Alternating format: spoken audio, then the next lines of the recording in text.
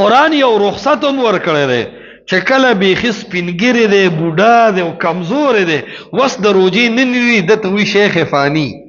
اخیری ډیګرو کې دی دې دې م روجه نه نیسي یو سړی داسې بیمار دی چې هغه بیماری ښه کېدو واله نه ده داسې بیمار دی هم ګورې روجه نه نیسي لکه شوګر چې د 300 نه بره شي بس دا اوس دی قبر ته وړي داسې شوګر نه ښه کېږي یا چې د 70 نه لو شي دا شوګر هم د پسه ونښتو دا ښه کېږي نه د ګردو مریض دی دلم تنده نه ده تور زیړي واله دی نو د دم د ګولې ټیم ټیبل دی دی خرابېږي داسې بیمارانو د پاره الله تعالی فرمایي وعلى الذين يطيقونه فديه طعام مسكين چې کله بیخي سپینګیری دی او د ځوانه ظاهره خبره ده هیڅ قسمه احتمال نشتا یا داسې بیمار دی چې د هغه بیماری نه ښه کېدل نشتا نو داسې بیمار د پاره د عبد الله ابن عباس صاحب د تفسیر مطابق دا آیت منسوخ نه دی وعلى الذين يطيقونه فديه طعام مسكين دې غریب لا او دې مسکین لا د یو روزه په سر باندې طعام ورکیا بدد د پاره فدیه شي نو عرض دا دی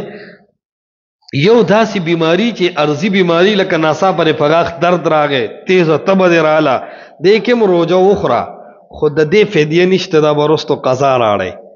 او یو داسې بیماری ده چې تر مرګه پورې ده لکه ما ته وی شوګر یا داسې عمر ده چې واپس د ښه کېدو احتمال نشته لکه ډېر بوډا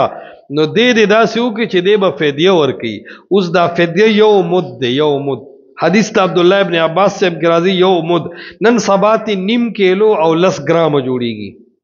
نیم کیلو او 10 ګرامه اوړو دا لکه د یوې روزې فدیه ده نو چې ټول راجمه کې 14 کیلو ته نه جوړیږي 14 کیلو د 150 روزو یا احتیاطاً 20 کیلو ورکړو دی کې به صدقه م راشي ان شاء الله دا 20 کیلو اوړه چې ته ورکې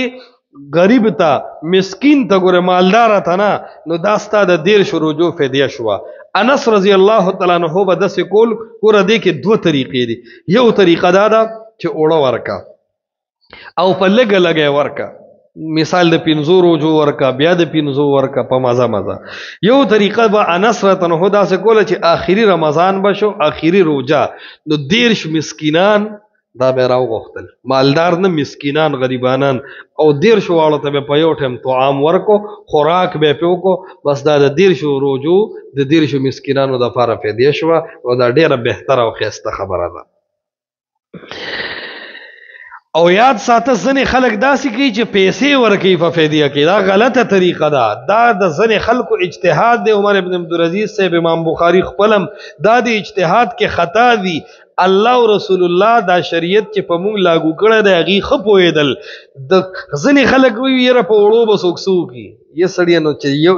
نیم کیلو شي او 10 ګرامه شي نو دې نه به پیسې سوره جوړې شي په پیسو به ته څه بنګلادیش په اخوا دېخوا کې دا خو هسې خبره ده د دې پیسې هم دوره نه چې څه به کېږي خو ته د حدیث په ظاهر عمل وکړه پیسې مه ورکه همدقه فدیه ورکه مسکینان راجمه که روټۍ وله ورکه خبره ختم یا دغسې یو مسکین ته اوړه په حواله که نیم کیلو او 10 ګرامه نو عرض مې دا کو چې د بیمارانو ته هم الله تعالی د روزه کې دا یو ښه مقور کړی ده او یاد ساتئ یو داسې بیمار دی هر بیمار باندې ګوره فدیه نشته هغه ښځه چې هغه ماشوم لپی ورکوي